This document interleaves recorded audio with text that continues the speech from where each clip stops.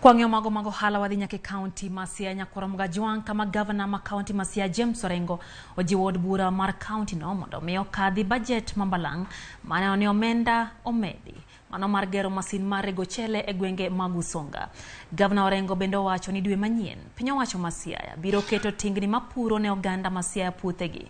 Jalup gavana ma Siaya William Uduol bende ojiwo piny owacho mamalo mondo miyo chwal kony mar riembo masinde e kambi rech ma oloso the Wath Malwanda Kotieno noten gi bende gi jatend migawo mar pure county ma Siaya Elizabeth Odhiambo.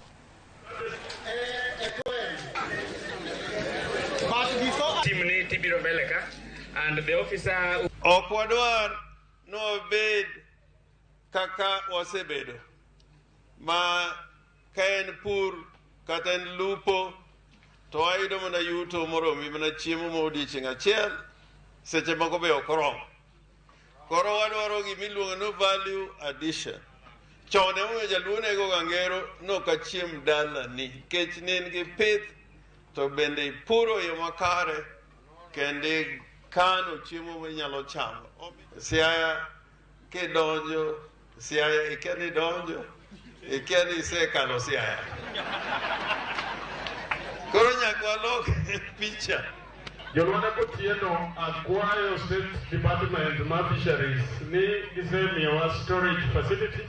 Koro wang'ni waket gimiluongo ni value addition mondo fish processing plant processing watimo ka en processing ma kisungu luongo ni basic processing. En ayang'o kende to wadwa ni wa process ma koro kwaukae to watero malo kucha beye man malo. Ber koserach? Wadwaro ni mondo warit rewani mondo mine waka omed dhi e chiro, nyithindo omed dhi e skul, tije omedo bedi e nam. Nikech wang'eyo ni ka rech nitie, tich nitie, ji chiemo e yo makare, yore dhi e yo makare.